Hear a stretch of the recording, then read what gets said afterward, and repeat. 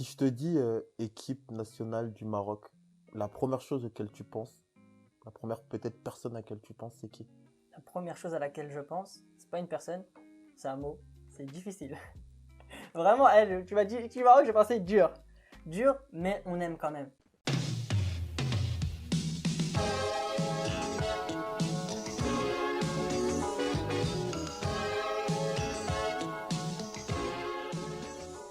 On est dans une génération où le Maroc n'a pas connu ses plus grandes heures. On va pas se leurrer. Mais c'est pas grave, tu vois.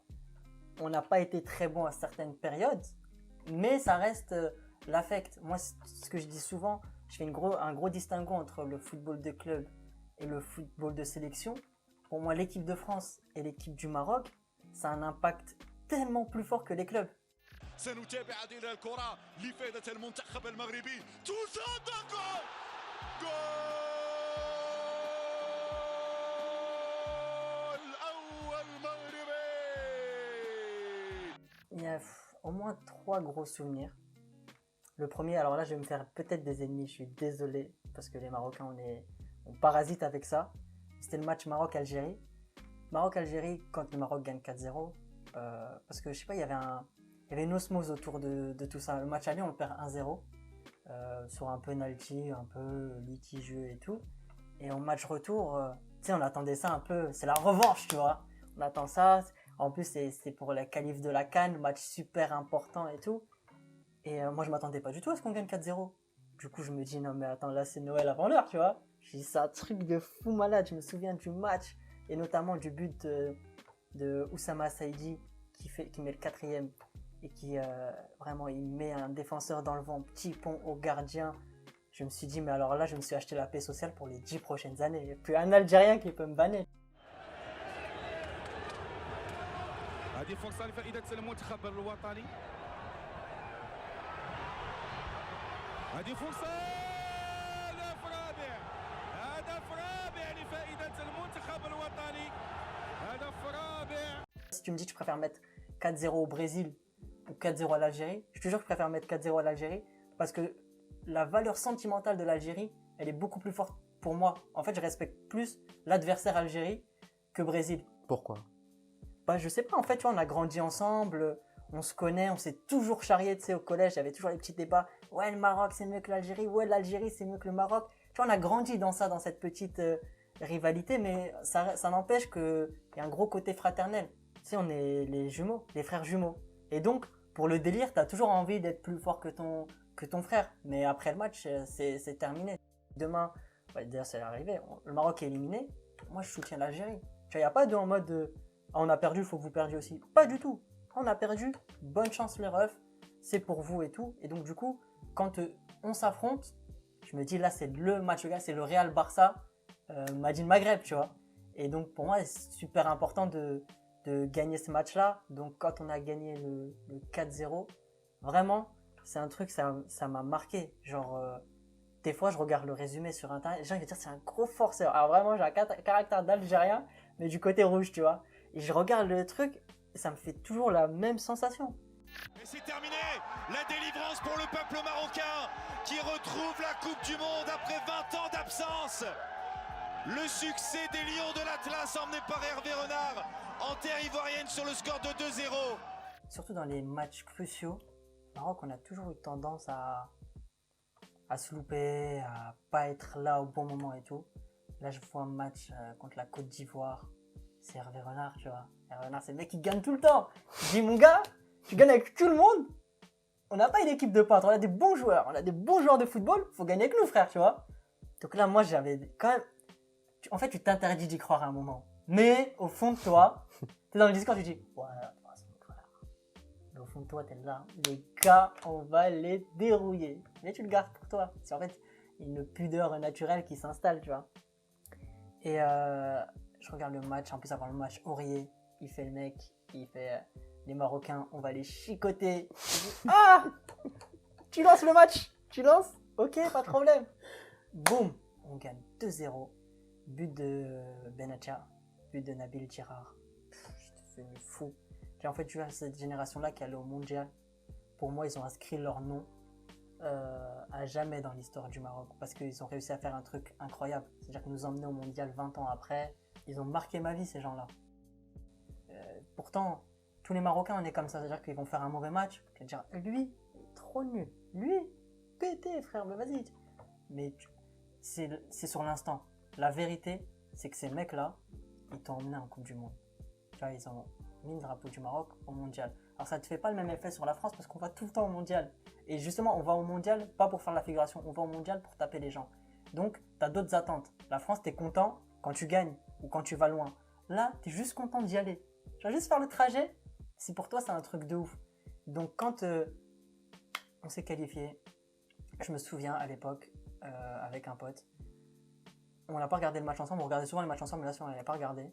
Il m'appelle, il me dit, gros, Champs-Élysées. J'ai dit, frère, 5 minutes, tu dois chez toi.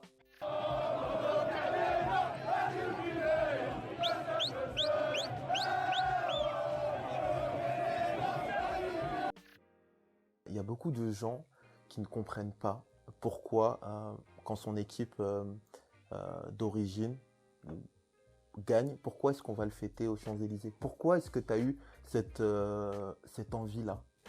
Parce que je savais que j'allais retrouver beaucoup de gens qui allaient faire la même chose, tu vois.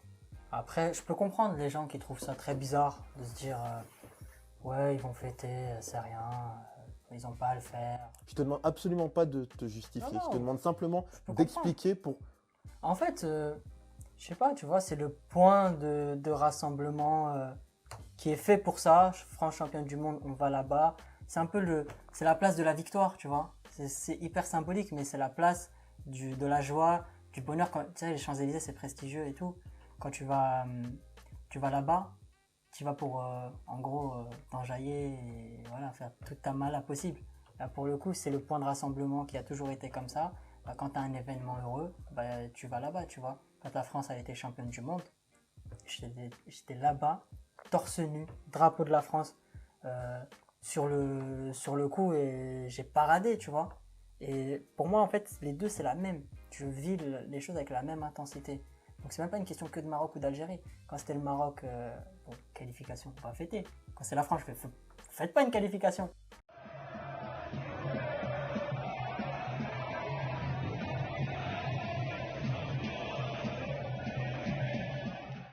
Donc, qualification équivaut mondial en Russie. Et je suis allé en Russie, tu vois. Je me suis dit, c'est pas tous les 4 matins qu'on se qualifie. Il faut y aller. On arrive en Russie, on a loué un vieux truc tout dégueulasse et tout. Et après, on a paradé dans les rues. Et les Russes, franchement, c'est ça que je kiffe dans la Coupe du Monde. C'est que tu as découvert des gens différents qui avaient des a priori sur toi. Et toi, tu avais des a priori sur eux. Tu sais, tu te dis, l'image que tu as des Russes, mec dangereux. En plus, t'es un rebeu et tout. Connais pas. Un regard mal placé, il t'allume, tu vois. En plus, il est à domicile et tout. Rien du tout. Les Russes, c'est un peuple tellement cool. Jour de match, tu vas au stade. L'hymne au stade, c'est juste un truc exceptionnel. Vraiment, c'est une sensation. Tout un stade puisqu'on était en majorité marocain dans le stade, du coup, c'était cool de ouf. Ça résonne.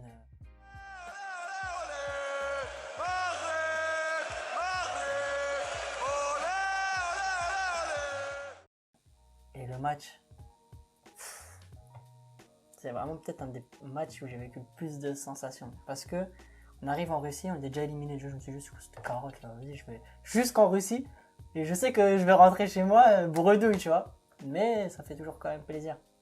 On va. Maroc, on mène 1-0 contre l'Espagne. C'est quoi ça? Je joue pas à la PlayStation. En plus, le mec qui marque, c'est Boutaïb. C'est Piqué ou Ramos, je sais plus, il fait une erreur de truc. Boutaïb, il part tout seul. Il est archi lent, tu vois. C'est un joueur lent. Et c'est pas un finisseur. C'est notre attaquant, mais voilà, on fait avec.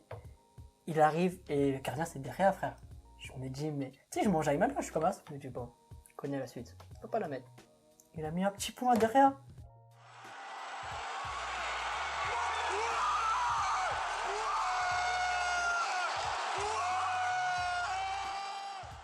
Il mène 1-0, je me dis, mais c'est quoi ce truc de ouf?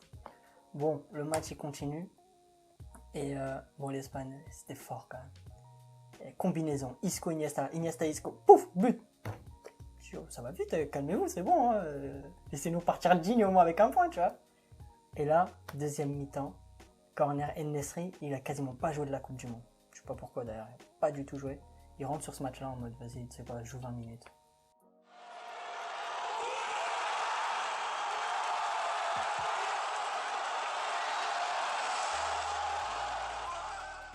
Il a mangé Ramos de la tête. Il met le lucarne derrière. Je dis non mais là c'est incroyable, on va vraiment taper l'Espagne. Donc on est là avec les Espagnols, on les chambre un peu et tout. Mais je chanterais pas trop, je me dis c'est l'Espagne, tu vois. Dernière minute, je me dis c'est bon, le match on l'a. Corner. Et Aspas là, qui met une talonnade but. Je me dis oh l'enflure. Oh il nous a climé. Et là je vois l'arbitre, il met hors jeu. Je fais wouah. Oh là là, j'ai jamais autant aimé un arbitre de ma vie. Ils font la VAR de merde là. Et il valide le but parce qu'il n'y avait pas hors jeu. On s'est fait manger sur ça. Après, moi je le considère à titre personnel comme une victoire. Pour moi, on a battu l'Espagne. Même si officiellement il y a 2-2, dans ma tête, on a tapé l'Espagne. Je vais reprendre la même phrase que les Algériens. On a failli battre l'Espagne.